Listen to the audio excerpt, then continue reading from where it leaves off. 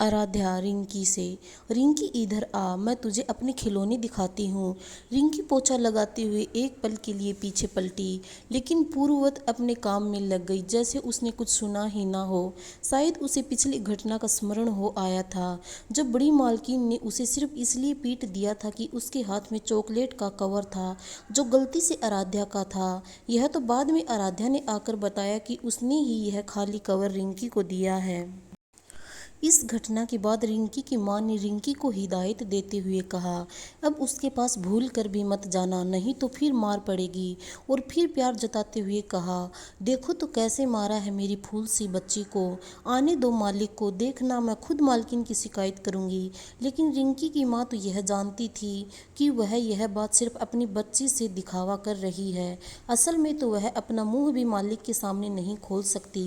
दरअसल न सिर्फ उसका परिवार बल्कि पूरा गांव ही बड़े मालिक का बंधुआ है और उस गांव के निवासी और उसके पूर्वज दशकों से ठाकुर की गुलामी करते आ रहे हैं। मालिक की भी एक छोटी पोती है आराध्या, वह भी रिंकी के साथ खेलना चाहती है। बच्चे तो बच्चे होते हैं, वह क्या जाने गुलामी को। आराध्या एक बार फिर से रिंकी को आवाज़ लगाती है, रिंकी आ, यह देख मेरी नई गुड़िया, पापा ने मेरे इस बर्थडे पर दी थी। मासूम रिंकी खुद को बहुत रोकने की कोशिश करती है, लेकिन काफ़ी जिद्दोजहद के बाद वह डरते डरते कदमों से आराध्या के पास चली गई। शायद यह किसी छोटी बच्ची के लिए एक अग्नि परीक्षा से कम नहीं था। और जब उसने खिलौना देखा तो देखती ही रह गई। इससे पहले उसने कभी ऐसा खिलौना नहीं देखा था। यह उसके लिए एक सुंदर सौपन के जैसा ही था।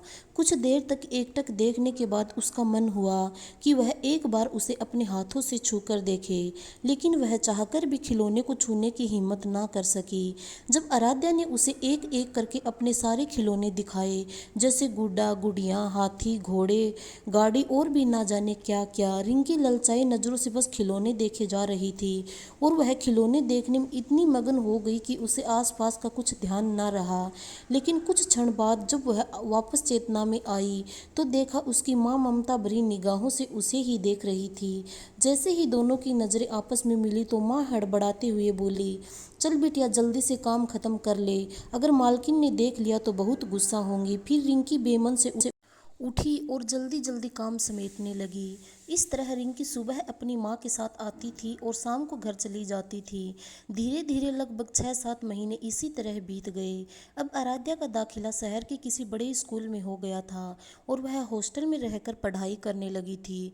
छुट्टियों में कभी कभार ही घर आती थी। इसी वजह से अब रिंकी उदास रहने लगी थी। उसका काम में भी मन नहीं लगता था। अब आए दिन उसे मालकिन से डांट सुननी पड़ती थी। आज जब काम खत्म करके रिंकी घर जाने के लिए निकल ही रही थी कि किसी ने उसे पुकारा। बड़ी मालकिन ने आज उसे उसके नाम से पुकारा।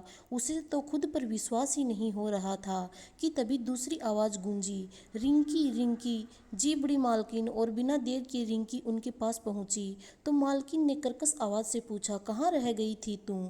यह अरु के खिलौने हैं, अब अरु तो यहाँ है नहीं, इसलिए इन्हें तू ले ले। इतने सारे खिलौने देखकर तो वह फूली नहीं समाई। लेकिन तभी बड़ी मालकिन ने खिलौनों के ढेर से एक गुड़िया निकाली। इस गुड़िया का एक हाथ टूट चुका था, कपड़े फट चुके थे और जो बच्चे भी थे तो एकदम गंदे हो चुके थे। रिंकी ने उसे ध्यान से देखा तो यह वही गुड़िया थी। रिंकी का मन तो उस गुड़िया को सिर्फ एक बार हाथ से छू लेने को लालाई था। लेकिन आज क्या हुआ, उसका गुड़िया के प्रति जो दीवानगी थी वह पूरी तरह खत्म हो चुकी थी। उसने गुड़िया लेने में अनिच्छा प्रकट की, लेकिन तभी उसकी माँ ने कहा, ले ले बेटा, बड़ी मालकिन खुश होकर दे रही है। लेकिन रिंकी ने कोई प्रतिक्रिया नहीं की, जैसे उसने कुछ सुना ही ना हो। फिर बड़ी मालकिन ने भुनभुनाते हुए गुड़िया उसके हाथ में रख दी और एक तरफ चल दी। रिंकी फिर भी वही खड़ी रही। माँ ने प्यार से उसके सिर पर हाथ फेरा, बोली, ऐसे क्या देख रही है मेरी बच्ची? बड़ी मालकिन किसी को कुछ नहीं देती, पहली बार तुझे खुश होकर बख्शीश दिया है, ले ले।